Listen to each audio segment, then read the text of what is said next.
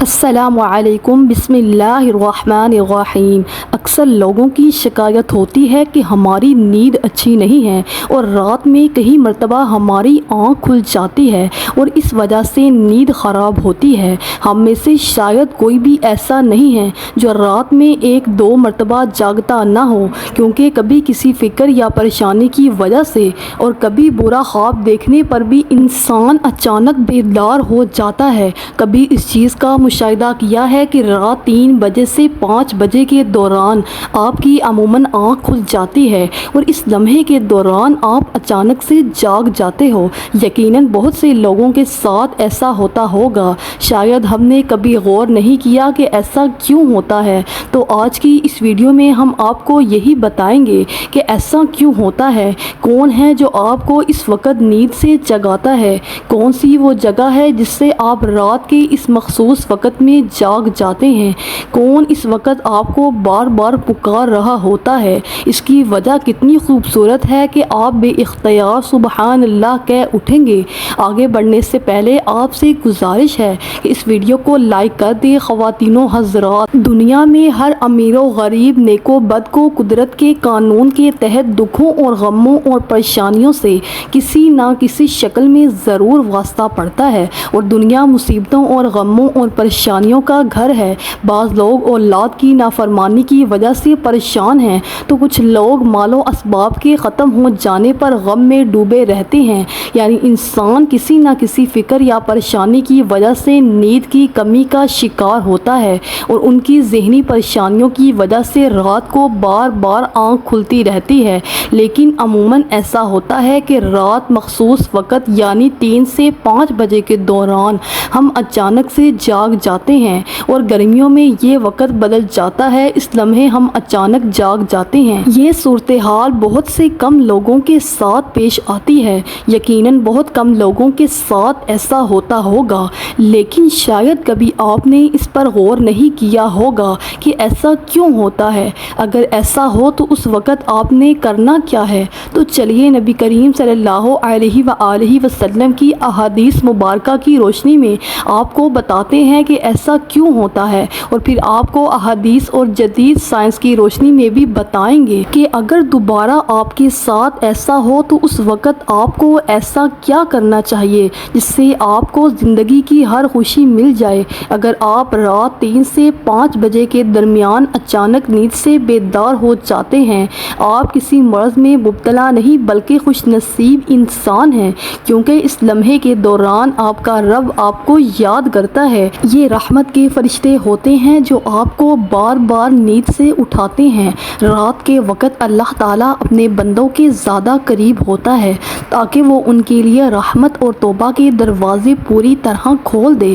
حضرت ابو ہریرہ رضی اللہ تعالیٰ عنہ سے مروی ہے کہ حضور اکرم صلی اللہ علیہ وآلہ وسلم نے فرمایا، ہمارا بزرگ و برتر پروردگار ہر رات آسمان دنیا پر نزول فرماتا ہے۔ جب آخری تہائی حصہ باقی رہ جاتا ہے تو آواز دیتا ہے، کون ہے جو مجھ سے دعا کرے اور میں اس کی دعا قبول کروں؟ کون ہے جو مجھ سے سوال کرے میں اس کو اس کی مطلوبہ چیز عطا کروں؟ کون ہے جو مجھ سے بخشش طلب کرے تو میں اسے بخش دوں؟ ہے کوئی توبہ کرنے والا تو میں اس کی توبہ قبول کروں؟ ہے کوئی سائل جسے میں عطا کر دوں، یہاں تک کہ صبح طلوع ہو جاتی ہے۔ اسی طرح ایک اور حدیث مبارکہ ہے، حضرت ابو سعید خدری اور حضرت ابو ہریرہ رضی اللہ تعالیٰ عنہ سے مروی ہے کہ وہ بیان کرتے ہیں کہ رسول اکرم صلی اللہ علیہ وآلہ وسلم نے فرمایا، اللہ تعالیٰ توقف کرتا ہے یہاں تک کہ 1/3 رات گزر جاتی ہے تو آسمان دنیا پر نزول فرماتا ہے اور آواز دیتا ہے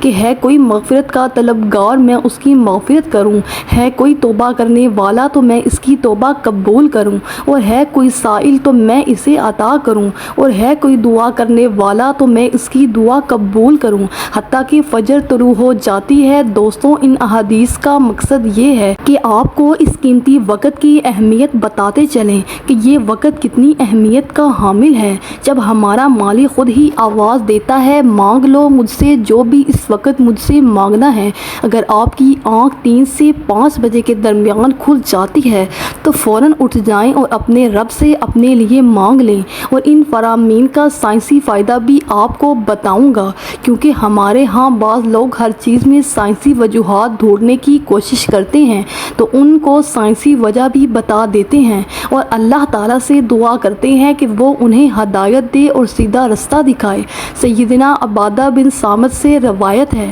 کہ انہوں نے نبی اکرم صلی اللہ علیہ وآلہ وسلم کو فرماتے ہوئے سنا کہ آپ صلی اللہ علیہ وآلہ وسلم نے فرمایا، جو شخص رات کو جاگ اٹھے اور دعا کرے یا اللہ مجھ کو بخش دے تو اس کی دعا قبول ہوگی، اگر وضو کرے اور نماز پڑھے تو نماز قبول ہوگی۔ یہاں نماز سے مراد نماز تہجد ہے۔ دوسری حدیث سنیے۔ سیدنا ابو سعید خدری سے روایت کرتے ہیں کہ نبی کریم صلی اللہ علیہ وآلہ وسلم کو فرماتے ہوئے سنا کہ جب تم میں سے کوئی شخص ایسا خواب دیکھے جسے وہ پسند کرتا ہے تو وہ اللہ کی طرف سے ہے، اسے اللہ کا شکر ادا کرنا چاہیے، اور اگر اس کے علاوہ کوئی ایسی چیز دیکھے جسے وہ ناپسند کرتا ہے تو وہ شیطان کی طرف سے ہے، اس کے شر سے پناہ مانگے، اس کا ذکر کسی سے نہ کرے تو وہ اس کو نقصان نہیں پہنچائے گا۔ اکثر دوست برے خواب بیان کر رہے ہوتے ہیں اور تعبیرات پوچھ رہے ہوتے ہیں، تو اس بات کو ملحوظ رکھیں کہ بہتر ہے کہ آپ برے خوابوں کی تعبیر نہ پوچھیں،